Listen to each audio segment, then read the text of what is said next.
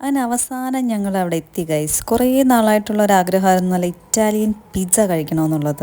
കാരണം മറ്റൊന്നുമല്ല, പിസ്സയിൽ കൈവശം കിട്ടിയിട്ടുള്ള എൻ്റെ കെട്ടിയവൻ എത്ര ഉണ്ടാക്കിയാലും തിന്നാലും ഒരേ സംശയം, ഇത് ഇറ്റാലിയൻ പിസ്സ പോലെ തന്നെയാണോ വരുന്നത് എന്ന്. ഇനി അത് ടെസ്റ്റ് ചെയ്യാൻ ഇറ്റലി വരെ പോകേണ്ടി വരുമോ എന്ന് ആലോചിച്ചുകൊണ്ടിരുന്നപ്പോഴാണ് ഇങ്ങനെ ഒരു റെസ്റ്റോറൻറ്റിനെ കുറിച്ച് ഞങ്ങൾ കേട്ടത്. പേര് ബ്രിക്ക് അവൻ. പേര് പോലെ തന്നെ ബ്രിക്ക് തീർത്തിട്ടുള്ള നല്ല വുഡൻ അവനിലാണ് അവർ പിസ്സ തയ്യാറാക്കുന്നത്. അത് നമുക്ക് ലൈവായിട്ട് കാണുകയും ചെയ്യാം. ഒരേ സമയം ഒന്നിൽ കൂടുതൽ പിസ്സ ഉണ്ടാക്കാൻ പറ്റുന്ന അവനാണ് ഇവിടെ ഉള്ളത്. പല വെറൈറ്റി ടോപ്പിംഗ്സ് വെച്ചിട്ട് അവർ പിസ്സ ഉണ്ടാക്കി തരും. എന്നാൽ മാർഗരീത്തയാണ് ഇറ്റാലിയൻ പിസ്സയിൽ ബെസ്റ്റ് എന്ന് പറയുന്നത്. വെറും തക്കാളിയും ചീസും പിന്നെ ബേസിൽ ലീവ്സും ഇട്ടിട്ട് സിമ്പിളാണ്, ബട്ട് നല്ല ടേസ്റ്റാണത്.